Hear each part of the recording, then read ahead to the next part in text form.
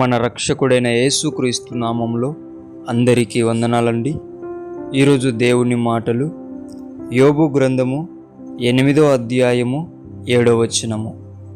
అప్పుడు నీ స్థితి మొదట కొద్దిగా నుండినను తుదను నీవు మహాభివృద్ధి పొందుదువు. ప్రియమైన దేవుని బిడ్డలారా, దేవుడు చెప్తున్న మాట గమనించండి. ఎవరైతే దేవుని యందు భయభక్తులు కలిగి జీవిస్తున్నారో,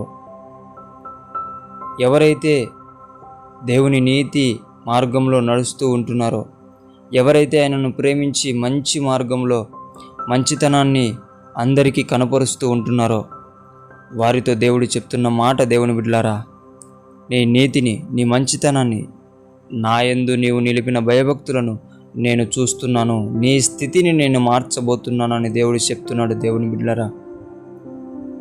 బిడ్డలారా, నీ స్థితిని దేవుడు మహాభివృద్ధి చేయబోతూ ఉంటున్నాడు. ఎందువలన అంటే నీ నీతిని దేవుడు చూచాడు, నీ మంచితనాన్ని దేవుడు చూచాడు, ఆయన యందు భయభక్తులు కలిగి ఉండడం దేవుడు చూచాడు. నీ స్థితి మొదట కొద్దిగా ఉందని ఆయన గమనించాడు. ఈ దినమున నుంచి నీవు మహాభివృద్ధి పొందేదవని ఆయన వాగ్దానం ఇస్తున్నాడు. ఈ వాగ్దానం మీ అందరి జీవితాలలో నెరవేరునుగాక. ప్రార్థించుకుందాం.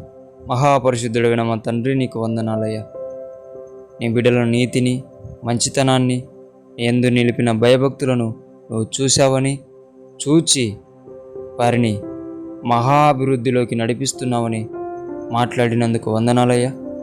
యేసు నామములో ఎవరైతే వారి స్థితి కొద్దిగా ఉన్నదో, వారి నీతి కార్యములను బట్టి, వారి మంచితనాన్ని బట్టి, వారు నిలిపిన భయభక్తులను బట్టి మహాభివృద్ధి పొందుకొనును గాక. ప్రభువా, నీవు మహాభివృద్ధి చేస్తున్నందుకు నీకు వందనాలు చెల్లిస్తూ యేసు నామములో ప్రార్థిస్తున్నాం తండ్రి.